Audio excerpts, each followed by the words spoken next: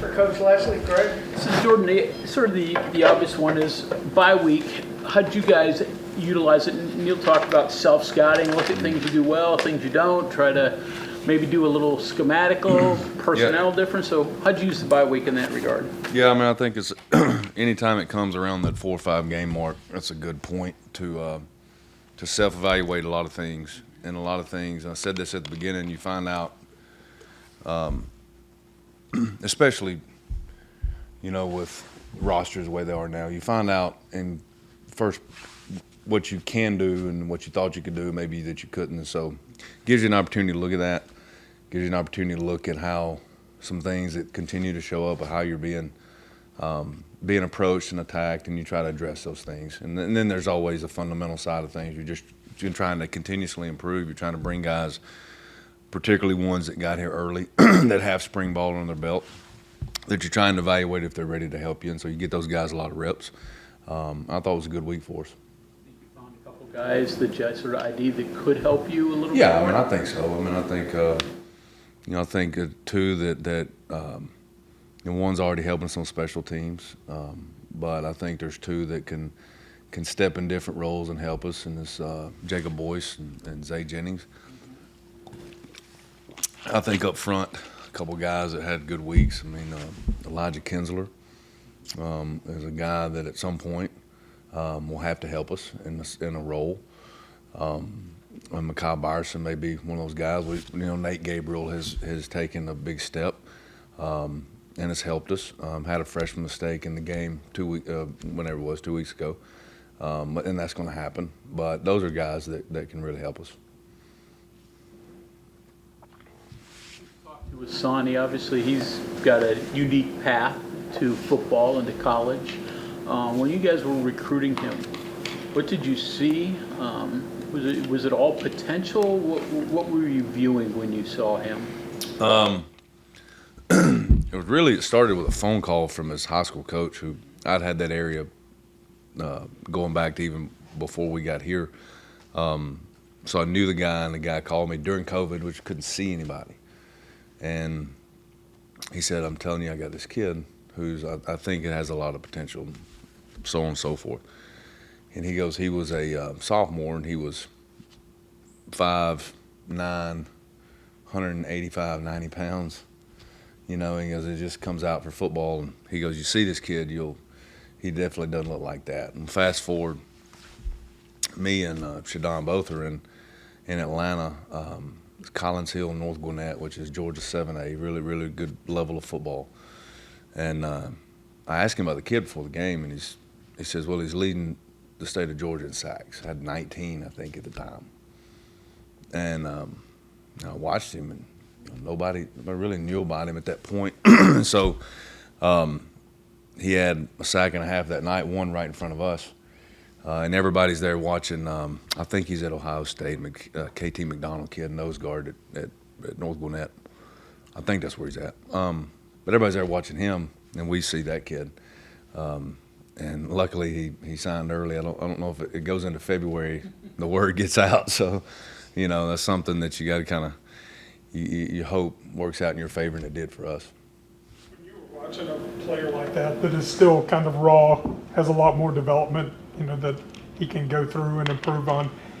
You can't take too many guys like that, I guess. So is there a differentiator when you're saying, well, this guy has these couple of attributes and that's the one I'm going to pull the trigger on? I think it's a couple of factors there. I think is number one, how high do you think the ceiling is? And then number two, is it a schematic fit for you? And then three is probably depth. Like, do we have the time? If he's a developmental guy, do we have that time at that position?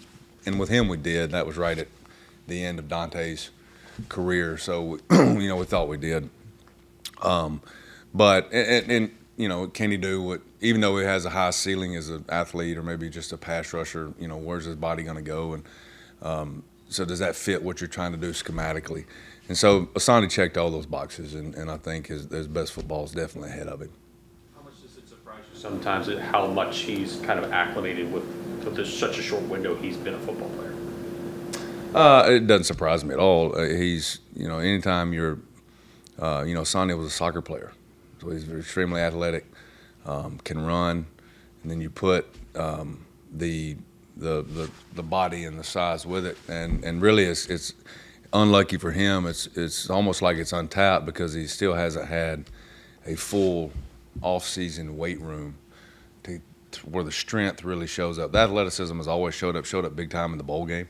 Now we're playing catch up with the strength of his lower body and his upper body. So again, I think his best football is ahead of it. You have three guys in sort of that realm that didn't grow up traditional American football with Eddie V and Fatorma and him.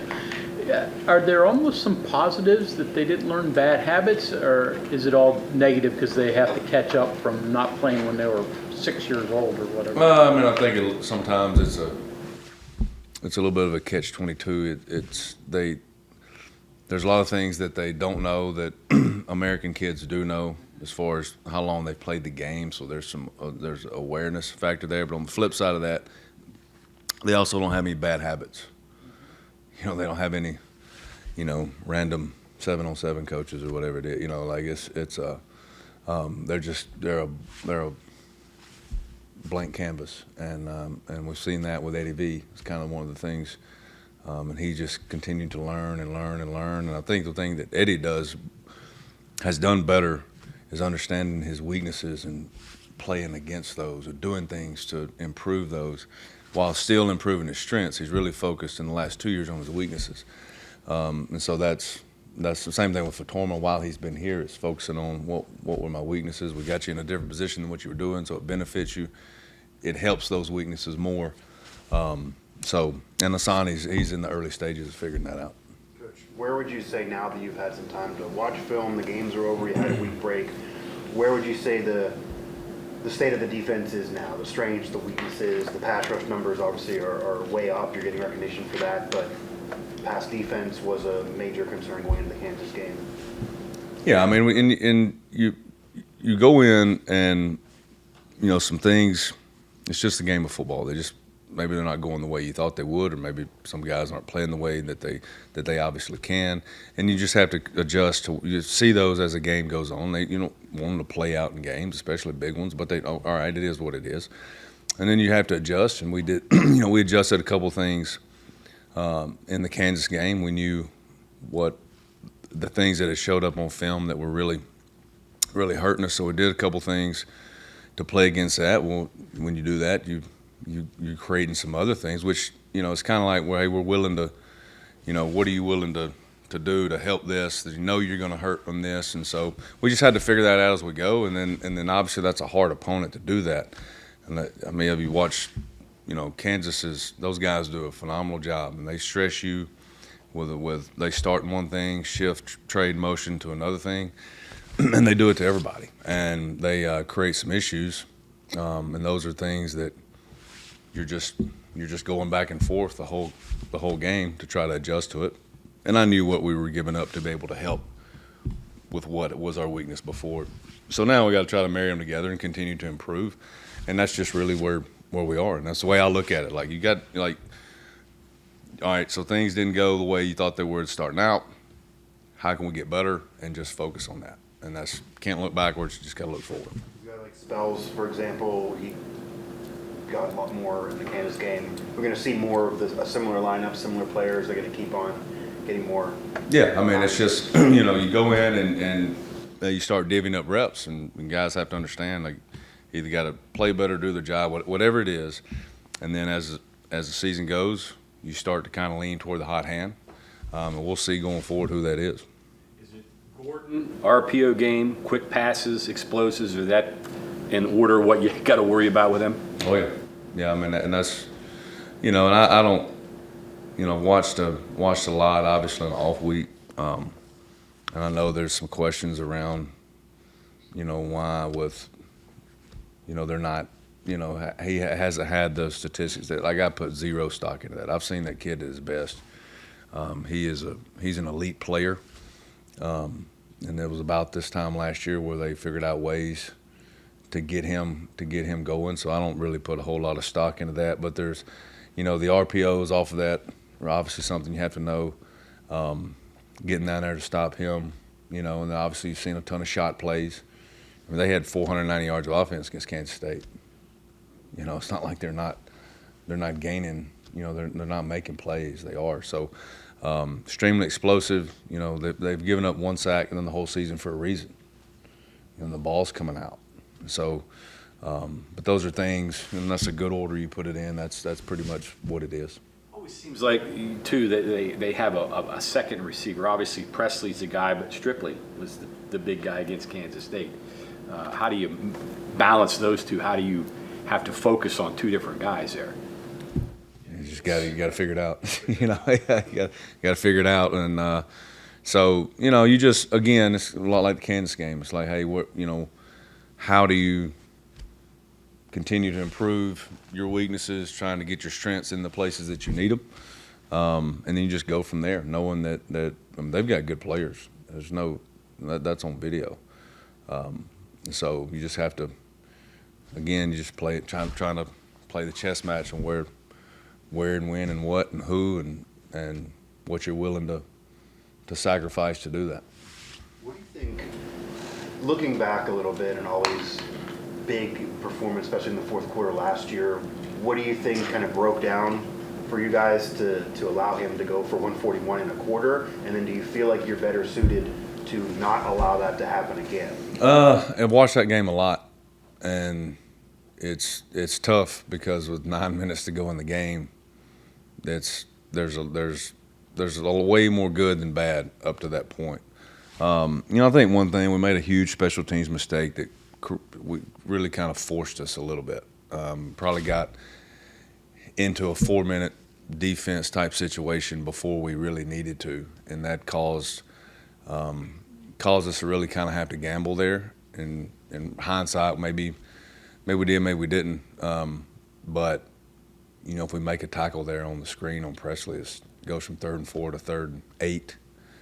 They kick a field goal. They've already missed one. It's 20-20, I think, at that point. And, you know, and then you go to the next drive. They score a touchdown on that play. And then the next drive, I think there's 7 and some change left. It's 27-27. We had 30 yards in penalties in one play.